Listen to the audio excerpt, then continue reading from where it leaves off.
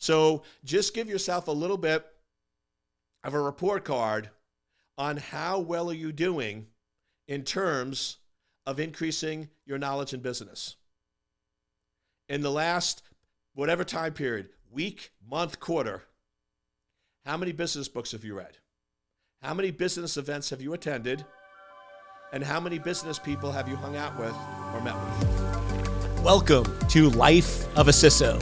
I'm Dr. Eric Cole, your host, and we'll be taking you on a journey each week on what it takes to be a CISO and what are solutions that you can implement today if you are currently a Chief Information Security Officer or if you want to be one in the future.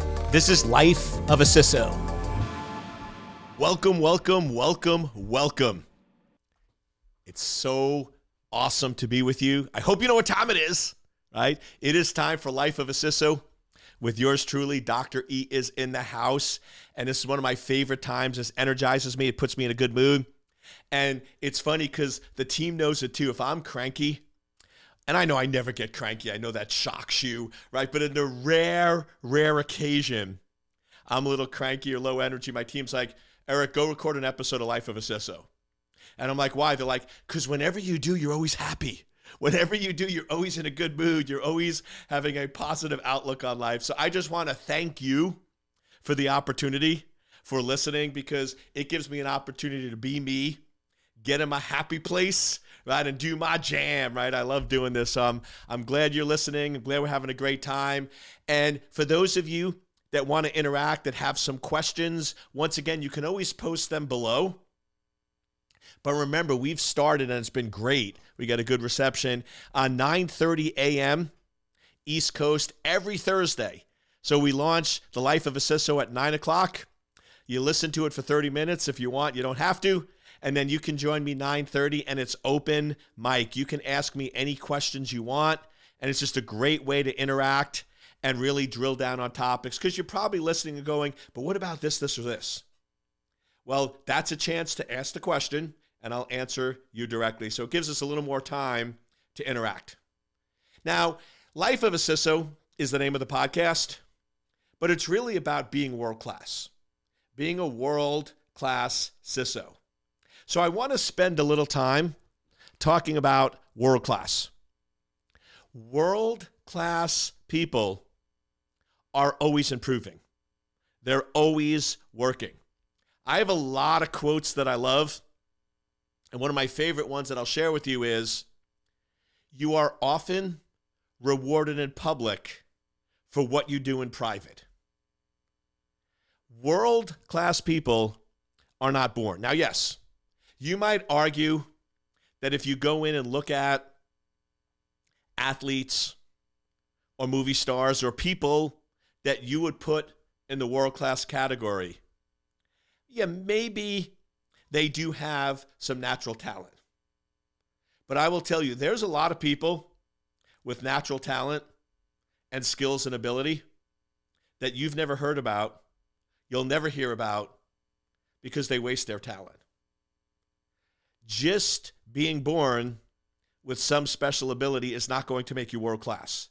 You must develop it, and you must continue working at improving it over and over and over and over again. And I love looking at some of these athletes, because you look at what you consider top-notch athletes, and they are the first person at practice and the last person to leave. Now, it's sort of bizarre, because you would think if this is one of the best players on the team, they could show up late and leave early. But guess what? If they showed up late and left early, they'd never be world-class. What makes them world-class is they work harder than anybody else. So question, whether you want to be a CISO, you are a CISO, or you want to be world-class in any area of your life, how much energy and effort are you putting into it? How hard are you working at becoming the best there is? So I'm just going to do a check-in. Let's check in on a few areas. How many books have you read this week? Right? An interesting data point. Okay, busy week. How many books have you read this month? Busy month, busy month. How many books have you read this quarter? Oh, busy quarter, busy quarter. How many books have you read this year? Right, depending on when you're listening to this, we're 9, 10, or 11 months into the year, right? So good perspective there. Now, it's funny because when I do these checkpoints, I always get folks pushed back going, Eric, are you saying to be a CISO, I have to read? Not necessarily. But what I am saying is, to be a world-class CISO, you need to learn from others. And reading is one of the best ways of doing that. Think about this. If you tell me that, Eric, I'm not as strong in business, most of the folks listening to this podcast come from a technical background. That's typically my sweet spot and what I help folks. You have 3 to 5 years or less or more in IT, tech, cyber, and you want to move into being a CISO. Now, I do have a smaller percent that come from the business side. You just do the opposite, right? So if you have a really strong business background, then you should be reading technical books. If you come from a technical background, you should be reading business books. But my question is this: if you're having trouble communicating with executives, would it be helpful to spend 10 hours talking to Warren Buffett? Warren Buffett, I know. You might be like, dude, he's a little bit of a slacker. I think currently he's only the 6th or 7th richest person. I mean, he's not even the top 5. I mean, come on. No, I'm joking. But Warren Buffett is a brilliant business person who basically built up his wealth from nothing. He has a lot of business skill. He has a lot of business knowledge. So if you want to understand business, wouldn't it be cool if you could sit down with Warren Buffett and talk and interview with him for 10 hours and have him spill out his expertise and knowledge? Probably like, yeah, that's what a book is. When somebody writes a book, they're basically sitting with you, depending on the size of the book, for 3, 5, 6, 8, 10 hours and sharing their knowledge and expertise with you. So why wouldn't you read books by Warren Buffett? And once again, pick your favorite executive. Why wouldn't you go in and read books? Wouldn't you love to sit down on Nectar Island, have a drink with Richard Branson, and be able to find out how to think and act like a billionaire that has multiple billion-dollar companies? Don't you think that knowledge would be valuable to you? If you could spend some time with Richard Branson, what if you could spend an entire weekend, 20 hours talking with Richard Branson and understanding and getting tutored on him of how he looks at business? Would that be able to help you in your career? Would that make you a better CISO? Yes. Well, he's written 4 or 5 books.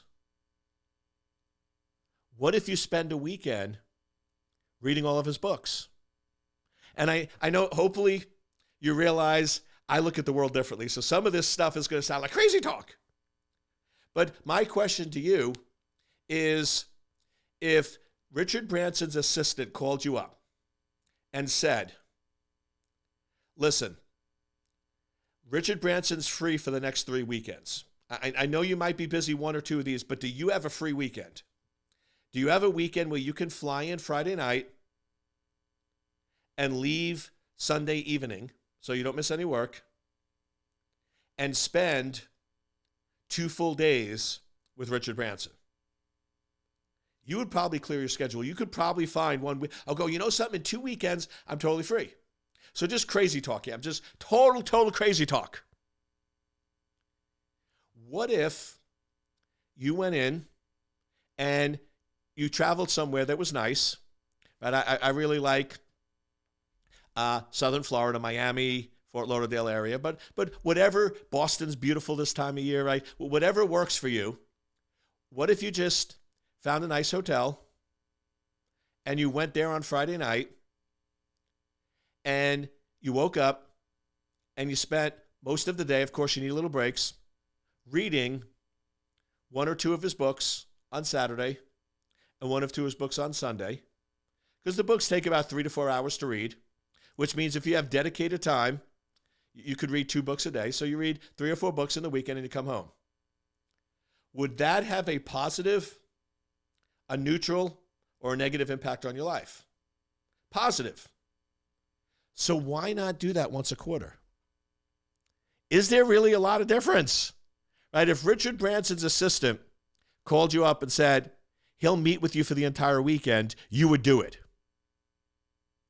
So if you have his books where you can get about the same amount of information and knowledge as you would with meeting from him, why wouldn't you do that? Why wouldn't you schedule a weekend to read 3 or 4 of his books? Right? So hopefully you see where I'm going with this. There are opportunities for you to expand your knowledge with reading, and many people are not taking advantage of it. Why aren't you reading 30, 40 minutes a day?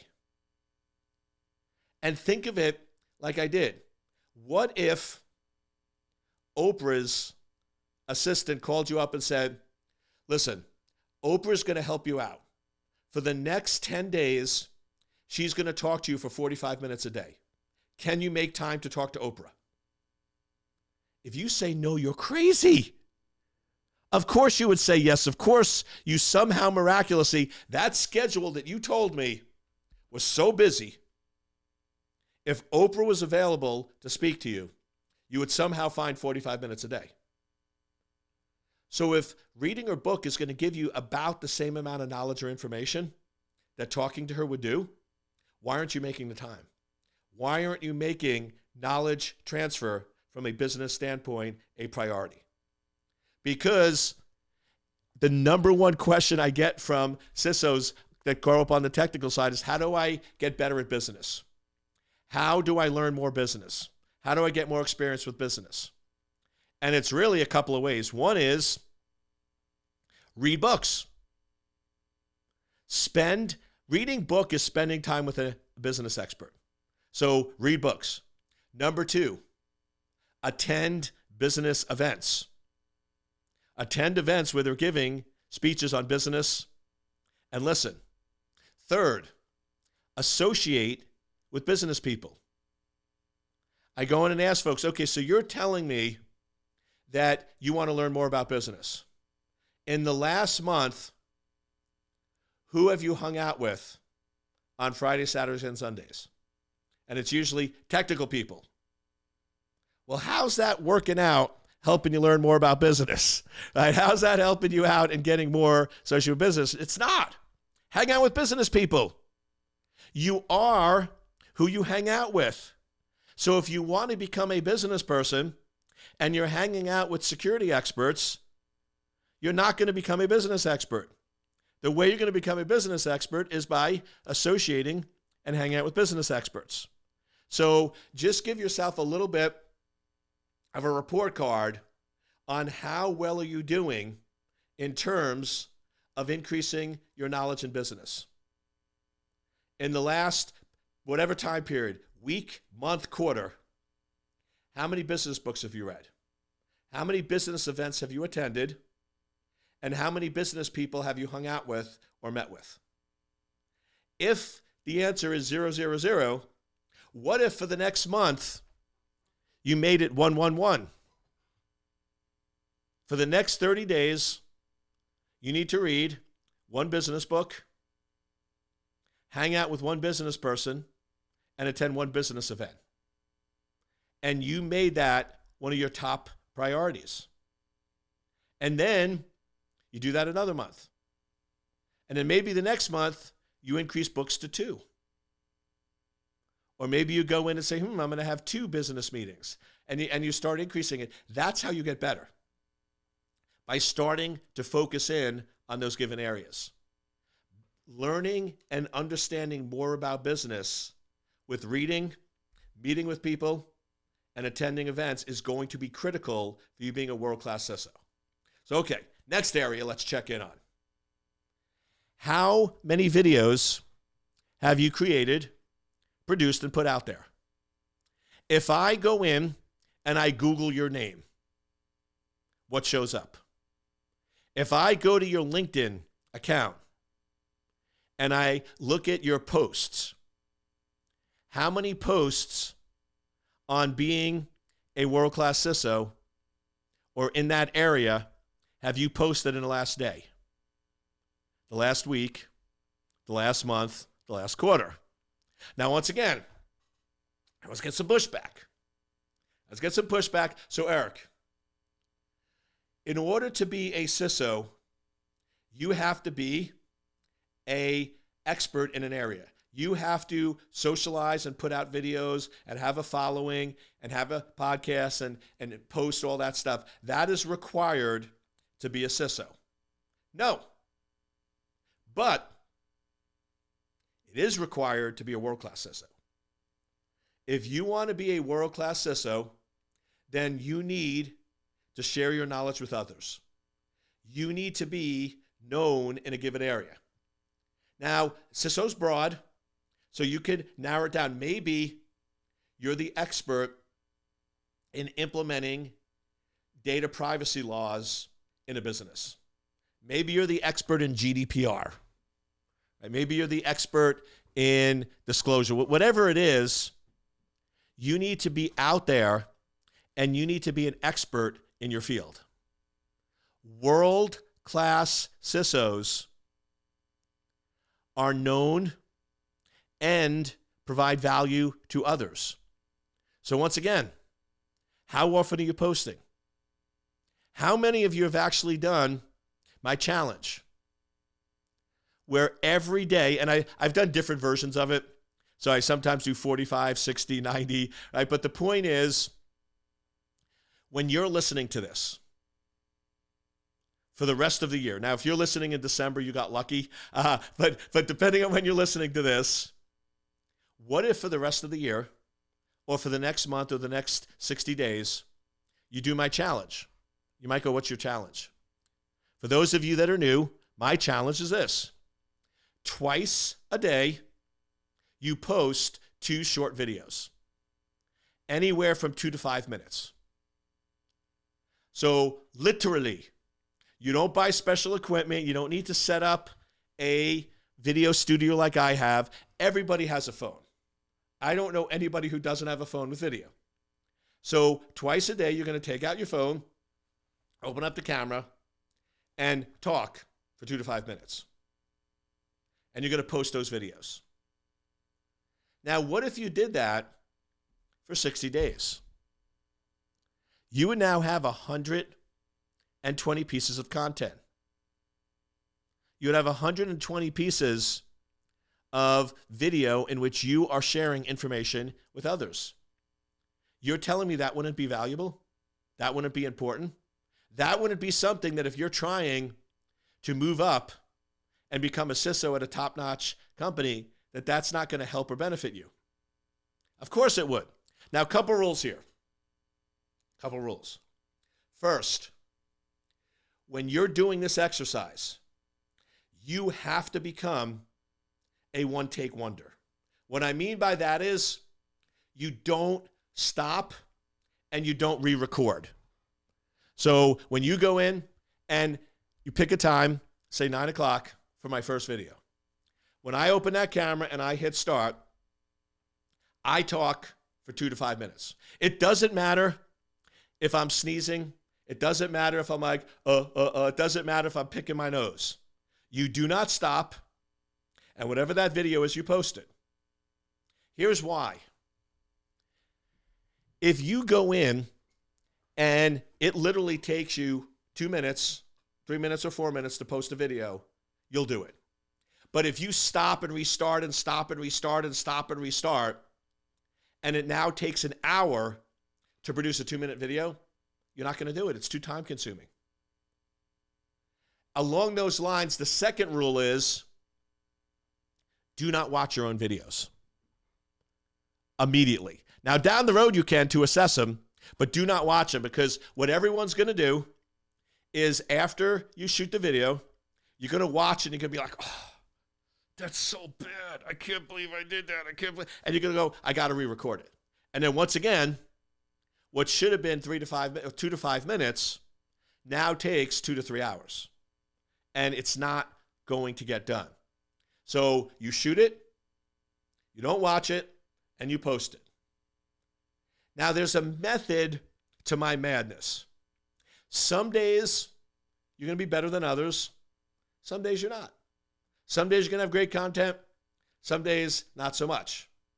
But if you have 120 videos, you now have a lot of data. What if you now go back and you scan and say, okay, which of my videos got the most comments? Which of my videos had the highest watch rate? Which of my videos had the highest share? And then you start looking at those and watch them and say, what was the content? What made that video a little different than others? And what you're going to figure out very quickly is, what is your niche? Because what your true purpose and your passion is, it's going to come out in the videos and people are going to see it and watch it. So the videos that people watch the most and comment on are your sweet spot. So look at those 4 or 5 videos and say, okay, what topics are they covering and what makes them unique and special? And then do more of them. And then do more of them. And do more of them. Now imagine you did this for an entire year. You would have over 700 videos. That's a pretty good content library. That's pretty good data points that you could go back and do the same exercise. What videos are the most popular? What videos get the highest comments? And now you're building your thought leadership. You're now becoming a thought leader in that given area. Then, okay, what if instead of 2 videos a day, what if you now start going in and having a show, a podcast? You do it once a month. Then you move to once a week. And now you get a lot more content because you're doing 15 to 30 minutes. And you got some really good content. Then, what if you write a book? What if you then start going and doing keynotes on those topic areas? Now, the question is this. Why not? Why can't you do that? Why can't you go in and build up your brand? World-class people have a brand. They have a very well-known brand that's done through all those methods. But I'll tell you right now, if nobody knows who you are because you never create content, you never create videos, you never do a show, and you never write a book, you're never going to have a brand because nobody knows who you are. So start thinking about, what if for the next 2 years, I'm going to focus X amount of time on building my brand? What do I want my brand to be? What do I want to be known for? What do I need to do in order to build that brand? Once again, a CISO does not need to have a brand. A world-class CISO does. So now we're getting into, we started off with the knowledge transfer, the reading the books, and now we're moving into how well are you known in the industry? When was the last time you Googled yourself? Now, if you have a very common name, you might have to add in things like cybersecurity or others. But world-class people show up and appear in Google and social media. Now, let me just jump into this because I get this pushback. They're like, Eric, we're in cybersecurity. We don't have social media. I don't like social media. I don't believe in social media. My life is super private, and I'm not out there. So we have a lot of folks that are like, no, Eric, if you Google my name and you don't find anything, that's good. I've really tried hard to keep all my social media private, all my social media to limited to a certain number of people. So I don't want anyone to know who I am. So if you search on me, you're not going to find a lot of data. And they're going to say that's a good thing. Okay, if you want to not be known, you don't want to be world class, and you just want to be average, cool, you're absolutely right. But that mindset is going to get you into trouble. You need to have visibility. Now, just so we're clear, if you go and search my social media, you're not going to find personal things. You're not going to find pictures of my kids. You're not going to find what I had for breakfast. You're not going to find how many times I pooped a day, right? I mean, some of the crazy stuff that's out there, right? I'm not going to comment on political topics. I am not going to go in and argue with people, and I'm not going to go in and post generic controversial things. But if you do go in and look at my social media, you're going to find a lot on cybersecurity. You're going to find a lot on CISO. I might post controversial things on CISO. For example, one of the big controversial things that I push a lot is a CISO is not a technical position. A CISO is not a career track for a world-class security engineer. Being a security engineer for 15 years, being the best in the business, and becoming a CISO is probably the hardest possible way to do it, because you're so good at one thing, you're not going to be good at the other. And not many people agree with me on that. But you're going to find a heck of a lot of information on that. So my question to you is this: why won't you post thought leadership? Why won't you share your knowledge with the world? Why won't you go in and teach people about your career or your path or becoming a world-class CISO? So you need to be visible, not personal, but you do need to create content and be a thought leader to be a world-class CISO. Couple things, because I always have people go, what do I create videos on? Great thing that people love, day in the life. So what if you started a series, day in the life of becoming a CISO? So your first video is, hey, I'm Eric, and I currently have 5 years experience. My goal in 6 months is to be a CISO at a Fortune 1000 company. Do you want to follow my journey? Today, I went in and I posted my CV to 10 jobs. You know something a little frustrating? I got no responses. So you know what I did? I went in and I looked at, why would somebody be rejecting my resume? Why would somebody be looking at this and saying, we don't want to hire this person? And I noticed that the first thing you saw when you looked at my resume, the first thing was technical certifications. And at first I thought that was a good thing, but I realized is I'm showing a prospective employee that I'm a technical expert and not a strategic expert. So I removed that section. I posted it to 10 more. Tune in tomorrow and I'll let you know how well I did. Boom.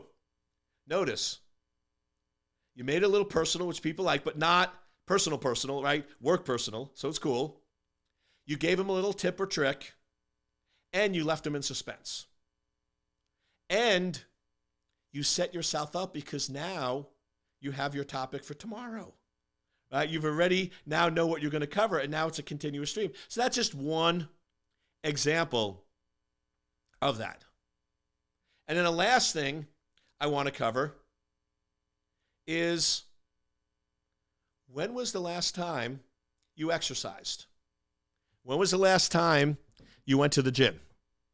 When was the last time you did some cardio? Now, just so we're clear, walking upstairs in your office is not exercise. Right? Stop fooling yourself. I was part of some of these groups where you had to exercise for 30 minutes a day in order to get credit in the app, and it was meant to build it up. And I tell you, I would read some of these posts, and I'm like, do you really believe your own BS? I mean, I'm like, really? The guy was like, well, today I had to go up and down my stairs several times. So that was easily 30 minutes. I'm like, you really are believing that garbage? That's called living. That's not called exercising, right? Go to the gym, deliberately go for a walk, jump on a cardio. And here's why. To be world class, you have to have a world-class vehicle. Let's just do a quick analogy. If you are a world-class chauffeur and your car is beat up, dented, old, and falling apart, is there any possible way you can be a world-class chauffeur? No. World-class chauffeurs have brand new cars. They're beautiful, they're clean, they're taken care of. This is your vehicle. If this is not top-notch, how in the world can you be world-class? If your body is not in optimal shape and optimal health, how are you going to be able to push yourself? How are you going to be able to give 5 keynotes in 3 days in 2 different countries? Which I'm not bragging, but I just did that. And I'm still here and I'm still having a great time. We need to do a better job of taking care of our body. Most people do not take good care of their body, and then they're tired. They're not able to read in the evening. They get sick or other things along those lines. So once again, I'm not a medical professional and I'm not a professional trainer, so I'm careful here, but just want to remind you, world-class people are in great shape, because if you're in great shape, you can push yourself and optimize your body to be able to do things that other people can't. So that's just that last little thing I want to throw out there is, how often do you exercise? How in shape are you? When was the last time you got a physical? When was the last time you got some blood work? Because let's face it, if you're sick or in the hospital or unfortunately in the ground, there's no way you can be world class. So a top priority needs to be taking care of your body. So once again, do a little check. In the last day, the last week, the last month, when was the last time you exercised? When was the last time you went to the gym? When was the last time you did cardio? So I hope this one was more of a checkpoint of where are you in becoming world class? And I hope you have some feedback and some areas for improvement. And once again, I hope you enjoyed this episode of Life of a CISO. We'll see you next week at the same time and the same channel, and have an amazing week and keep being awesome, because guess what? You are world class.